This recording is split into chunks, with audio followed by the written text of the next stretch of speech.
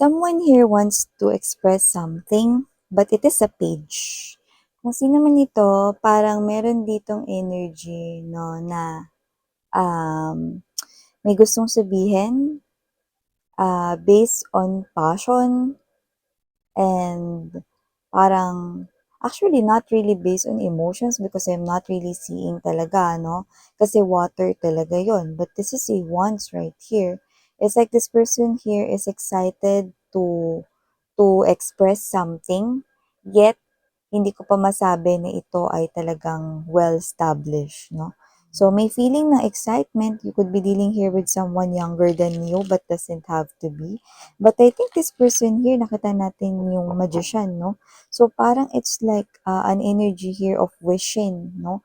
Wanting to create some kind of magic, no? So, parang gusto mag-express pero parang medyo tagilid or medyo parang imposible. So, let us see what is this person here really trying to express and who is this guy or who is this woman right here trying to connect to you.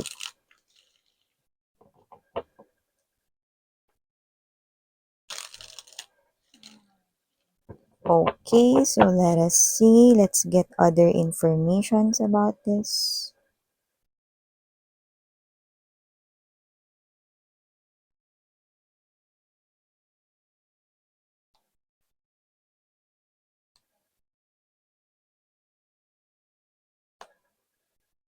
Oh, you know what? I have a strange feeling, no, para dito sa reading na to. Kasi parang this is something here, no, na parang medyo hindi naman gano'n kakaiba, pero it looks like there is something here going on, 'no? Like there's an outside energy right here na parang connecting sa inyo, and it looks like this is something here na parang dapat mong malaman, 'no? Like parang deserve mong malaman. So, let us see. Yeah, I think you're appearing here as someone who could be the Queen of Wands energy. Okay, wala tayong gender dito. Okay. So yeah, if you happen to hear na maraming ingay sa aking background mga babes, no, yan, I'm sorry about that. It's out of my control, so just please bear with me. Yeah, someone here ay meron dito, no, na Nine of Swords energy right at the center or heart of this reading. So, oh, see? Okay, bottom of the deck, we have here the Three of Cups, Five of Wands energy, and the Six of Coins energy. So, hi and hello there everyone. Happy Sunday everyone. So, yun nga mga babes, no? Hi new viewers. My name is Yan. Welcome here. Sa mga returning kong tambayers, thank you sa inyong walang sawang pagtambay, of course. And yes, no, kung hindi nyo pa knows, meron pa po tayong isa pang channel. Ang link ay inilagay ko sa description box ng reading na to. Kaya naman, if interesado kayong tumambay dyan din, pwedeng-pwede nyo pong gawin yan basta just take only what resonates, meaning to say, claim only the messages you think and feel na sa inyo. And kung hindi naman, just leave the rest behind kasi baka yun ay those para naman sa mga energies ng ating other viewers. So, wala tayong timeless ito, wala tayong time period. So, pwedeng ito ay tapos na nangyari na. Sa iba naman nangyayari na ngayon, no, sa kasalukuyang panahon at sa iba naman ay mangyayari pa lamang. So, nakikita natin dito that we have here someone. Alam mo, kung titingnan ko ito, no, mukhang meron dito mga babes, no, na nakakasagap ng jusapan about you guys. And this person right here, nakikita kong palaki ng palaki ang kanyang tenga dito. So it looks like we have here news or mga balita with this Eight of Wands energy to the devil right here. Someone here is being obsessed in knowing the truth if totoo ba itong mga balita na to about the Queen of Wands energy who happens to be you. Yan mga babes, no? Ano nga ba itong usap-usapan, bali-balita, no? At sino nga ba itong curious na ito about you guys? Lumalabas rito that with the star card energy, Six of Cups right here. This is definitely here an energy here of your past lover, your ex boyfriend ex-girlfriend, ex-husband, ex-wife right here. Ex naka-live-in no matter how you call it, but this person here is dying to know, dying out of curiosity if yung mga usap-usapan tungkol sa'yo ay totoo ba? So, itong person na to ay hindi mapakali dito.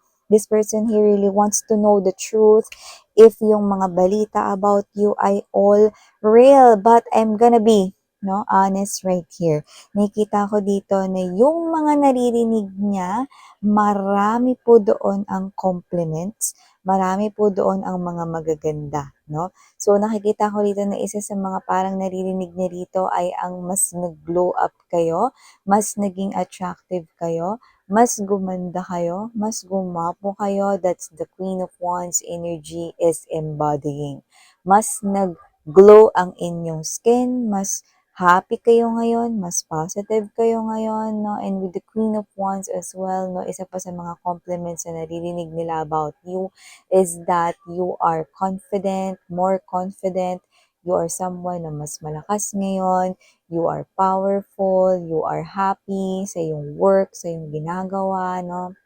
You, parang nagkaroon ka ulit ng panibagong life, no? Parang hindi ka na-broke. Yan. So, yun yung parang pinakatumutulingling sa tenga nitong ex mo, no? Yung parang hindi ka na broken hearted, no? And yan mga babes, no? Hindi naman sa parang mag-resonate itong sunod kong sasabihin, pero kung sino man tong lumalabas na to na super curious kung totoo ba yung mga usap-usapan na talaga bang gumanda ka lalo, talaga bang gumapo ka lalo, or talaga ba na parang sumagana yung life mo because the energy of Queen of Wands is the energy of being, having plenty, no? Na abundance. So, ibig sabihin, meron ka ritong tagumpay sa iyong kaperahan at mukhang yun yung isa sa mga umuugong na balita about you. So, bakit nga ba siya super curious rito? Dahil alam niya at nakita niya, nagsama kayo before, so alam niya rito yung parang capacity mo noon, no? So, parang nagdududa siya, no? Nagda-doubt siya rito kung totoo nga ba yun o sadyang, alam mo na, no? Rumors lang, gossips lang, usap-usapan lang. So, this person right here wants to know that, no? Gusto niya dito yung parang to see is to believe. Naku, tingnan ko nga kung talaga bang gumanda si Collective o hindi. Naku, tingnan ko nga kung talaga bang mas gumwapo si Collective o hindi. Tingnan ko nga kung talaga ba na parang na-promote siya sa trabaho or nagkakaroon na maganda yung pinansyal niya ngayon. Ma-check niya kasi parang hindi ako naniniwala. Yan, no? So, kung sino man ito, sarap na itong tuktukan, eh, no? But this person here is someone who can't sleep, yan, no? So, nakita ko rito na parang, whether may kakonek man siya rito, kasi may lumalabas dito, parang may nakikita tayong parang blurred part, no, kung saan, yung iba sa kanila, mekos-mekos kasi to, like mix-mix energies to mga babes, no. So, yung iba sa kanila, may kakonek, may third party dito. Yung iba naman wala, single, no. So, single man o may kakonek, this person here cannot sleep like this, you know. You know? So, this person right here, tumututsigibara siya rito, no? Hindi siya makatulog sa gabi sa kakaisip sa'yo, sa mga balitang itong umuugong na naririnig niya. Kasi ganito yan eh. Okay? Matagal rin kasi kayong naging kayo. Or nung naging kayo, syempre nagkaroon kayo rito ng mga parehas ninyong kakilala. No? So parang, uy, alam mo ba, nakita ko si ano, grabe, mas maganda siya ngayon. Uy, alam mo ba, nakita ko si ano, alam mo, mas gwapo siya ngayon. At saka alam mo ba, nabalitaan ko na eto pala yung nangyari sa kanya sa trabaho. Grabe, ang swerte ni Collective, no? Yan. So, yun yung parang naririnig niya. Hindi siya nagsasalita, hindi siya nagre-react through words, no? Pero pwedeng nagsismile siya, no? Kasi pwede kasing common individuals na both kakilala ninyo yung mga nagsabi, no? Pero yun nga, 'di ba? Gusto niyang malaman kung lahat ba yun ay trueness, kung lahat ba yun ay real or totoo. So, this person right here, nakikita ko dito na parang may kakonek man siya or wala. Gusto niya pa rin ditong makita yon. Alam mo kasi merong part kasi sa sarili niya na parang medyo hindi planchado yung ego niya, eh, 'no? So, lumalabas rito na kung sino man siya with this defensive state of Seven of Wands energy, Eight of Swords right here. This person here is someone na parang gusto niya kasi the best yung meron siya. So, kung ganun yung naririnig niya about you na mas gumanda ka ngayon, mas gumapo ka ngayon, ibig sabihin, mga babes, no, mas napapansin ka ngayon kumpara kung may karelasyon man siya, no? So, lumalabas rito na gusto niya kasi kung ano yung best, yun yung dapat meron siya, no? Ngayon, kung ikaw yung best at lumalabas na parang best ngayon at ikaw ay wala sa feeling niya kulang. Yan, no? So, parang feeling niya, medyo talo siya dun. Yan, no? So, parang feeling niya dito talunin siya sa parte na yon. If totoo nga na maganda ka ngayon, gwapo ka ngayon, or mas maganda, mas gumwapo, mas attractive ka ngayon, mas mapera ka ngayon, mas confident ka ngayon, mas maraming magagandang nangyayari sa'yo ngayon. So, parang lumalabas ito natatabunan kung meron man siyang kakunik, may boyfriend, girlfriend man siya ngayon, or meron man siya ngayong partner, no? So, parang lumalabas mga babes na parang para sa kanya, it's like a trophy, no? Yung kanya ritong partner, which is dapat hindi ganon. Pero lumalabas kasi na medyo mayabang kasi itong ex ninyo, no? So, lumalabas rito na kung sino man ito, parang gusto niya rito yung energy na siya yung nakakalamang, nakakaangat. Gusto niya kasi yung napag-uusapan siya. Yung parang sa barkada, uy pre, alam mo ba, grabe ang swerte mo kasi maganda na yung girlfriend mo or gwapo na yung boyfriend mo. Tapos, ayan, ganyan.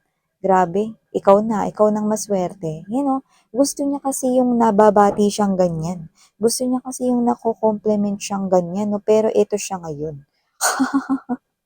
So, lahat ng mga naririnig niyang good news about you, all of those compliments, all of those good things, all of the things na parang magaganda, offers, opportunities, how attractive you are ngayon, no?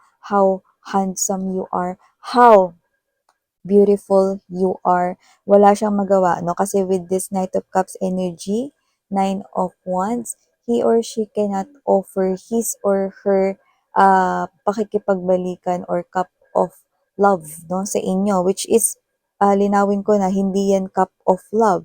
That is just a cup of trophy, di ba? It's like a trophy right here. Kasi parang siya ito na gusto niya lang kasi dito maging angat sa iba, gusto niya yung girlfriend niya yung pinakamaganda, pinakagwapo yung boyfriend niya. So, may ganun, no? Pinaka the best, no? May magandang trabaho, everything. Pero tingnan mo, he or she feels lost in this type of game, in this type of situation, no? So, kung meron man siyang kakonek ngayon na meron siyang partner, third party dito or whatsoever, okay, nakikita niya yun na parang, hindi kayang tumabla sa inyo. Nakuha niyo ba mga mahal, 'no? Kasi mas umangat kayo, mas lumamang kayo dito.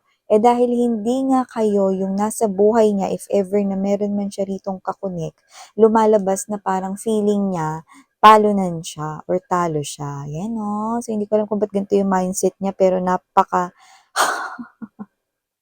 napaka-immature, 'di ba? So we have here this Three of Cups energy, Five of Wands right here, and there's this Six of Coins. Nakikita ko rito, nakitang-kita niya ang tagumpay sa enerhiya mo, sa buhay mo, at parang hindi niya nakita rito na pinagdaanan mo yung na-broke ka. You know? Kasi para ka ritong ni-renew, para ka rito, alam mo yung pinanday, 'di ba? Yung pinapanday yung espada no, ni FPG.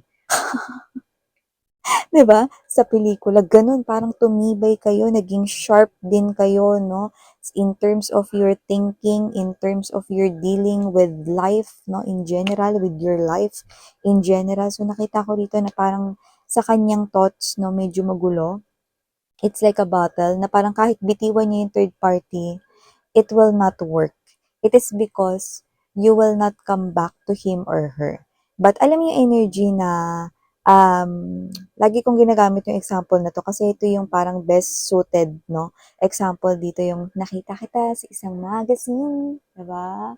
Iba na ang iyong tingin, iba na ang iyong, di ba?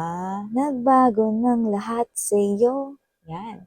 So, nagbago ng lahat sa'yo, mas naging sharp ka, mas naging matalino ka, mas gumanda ka, sweetheart, mas gumwapo ka rito at mas lalo siyang na-stuck sa sitwasyon niya ngayon. Kung meron man siyang partner or wala, this person here can't sleep like this. You know? Yan. Sa araw-araw, mga babes, no? So, pwedeng nakita niya kasi kayo dito through social media kasi wala naman siya rito. Medyo may pagkatamad siya, eh, no? So, pwedeng sa social media niya lang kayo sinilip, no? Kung totoo nga ba, no? Mas gumanda nga talaga kayo. And after seeing it, kasi to see is to believe siya. After niyang makita na mas gumanda kayo, mas gumwapo kayo dito, mas lalo siyang tumututsi gibara. Ayun, no? 'Di ba? Di makatulog hindi lang sa gabi 'no, pero hindi rin naman kayo magawang ma-message, 'yan 'no. Kasi kung sino man siya rito nakikita ko rito na lahat ng mga jusap-jusapan, lahat ng mga balita about you ay hindi fake news, lahat ay 101% legit at totoo, authentic kung baga. See? So, nakita ko dito isa itong mahirap na battle, lalo na nakita ko dito sa kanyang thoughts, no, na posibleng sa isip niya rito marami ritong gustong pumila para makipag-agawan sa puso mo kung hindi ka pa taken, no? At nakikita ko rin dito that alam niya sa sarili niya that you're gaining a lot of attention, hindi lamang when it comes to love, but also sa iyong trabaho and sa iyo rito na negosyo if meron or you could have both. And nakikita ko dito na parang alam niya rin na marami ritong gustong makipag-friends, no, at marami kang ise-celebrate sa life. Medyo may panghihinayang sa kanyang energy pero ulitin ko lang, it's not love that this person here, no, is wanting na i-offer sana. It's just that this person here wants the best para sa kanya, no, para mapag-usapan siya, no. Ikaw pala may pinakamagandang girlfriend. Ikaw pala may magwapong boyfriend. Yan, no? So, whatever the case may be, you've got someone here, no, na parang napatunayan mo na kaya mong bumangon, no? Sa sarili mong mga paa. And kitang-kita ko dito na parang walang bakas, na parang kahit siya mismo, hindi niya naisip dito na dumaan ka dun sa feeling ng pagiging broken-heartedness. Diba? So yeah, ito mga mensahe nakuha ko here for you guys. Again, I'm Yuriana Onni. Sarang hiyo, love in life. Annyeong!